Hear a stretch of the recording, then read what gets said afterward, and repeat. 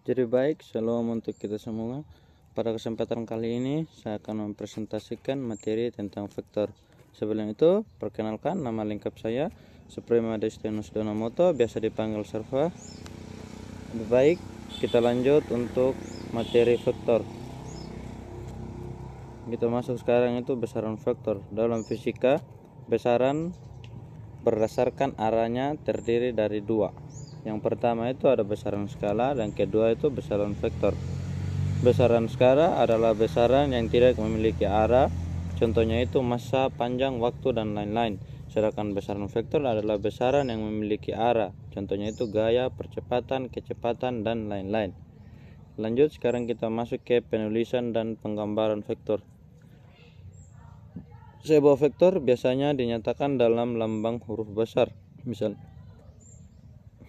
misalnya A, B, atau C, dan seterusnya. Untuk tulisan tangan, sebuah vektor dinyatakan dengan huruf kecil yang diberi tanda anak panah di atasnya, misalnya A, B, atau C. Yang kedua itu sebuah vektor digambarkan dengan anak panah yang terdiri dari pangkat dan ujung.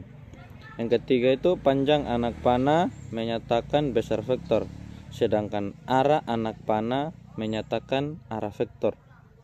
Kita lanjut masuk ke resultan vektor. Beberapa vektor dapat dijumlahkan sehingga diperoleh resultan vektor. Resultan vektor dapat diperoleh dengan beberapa metode, yaitu yang pertama itu ada metode segitiga, yang kedua ada jajar genjang. Baik, kita masuk ke metode segitiga. Metode segitiga ini hanya berlaku untuk dua buah vektor saja. Cara melukiskan vektornya adalah menghubungkan titik pangkal B dan titik ujung A. Di sini metode jajar genjang itu digunakan untuk menjumlahkan dua buah vektor. Yang ketiga ada metode poligon, digunakan untuk menjumlahkan dua atau lebih vektor. Resultan vektor diperoleh dihubungkan pangkat vektor pertama dan ujung vektor yang terakhir digambarkan. Metode yang keempat, metode analisis. Metode ini mencari resultan gaya dengan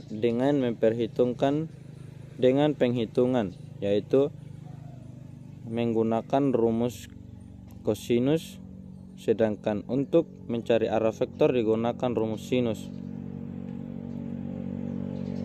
Sekarang kita masuk ke menentukan resultan vektor. Pada gambar diketahui sebuah vektor f lalu diurutkan menjadi vektor komponen pada sumbu x dan sumbu fx, dan vektor komponen pada sumbu y yaitu fy, dan sudut antara f dengan sumbu x adalah x, maka besar komponen fx dan fy diperoleh dengan fx sama dengan f cos alpha, fy sama dengan f sin alpha. Kita lanjut ke menentukan besar vektor dan arahnya. Di sini jika komponen f adalah fx dan fy, maka besar vektor f dapat ditentukan menggunakan Pythagoras pada segitiga siku-siku. Itu f sama dengan akar fx kuadrat tambah fy kuadrat. Yang kedua itu untuk menentukan arah vektor dapat digunakan perbandingan trigonometri tangen. Tangen alfa sama dengan fy per fx. Jadi baik, sekian presentasi saya untuk materi vektor.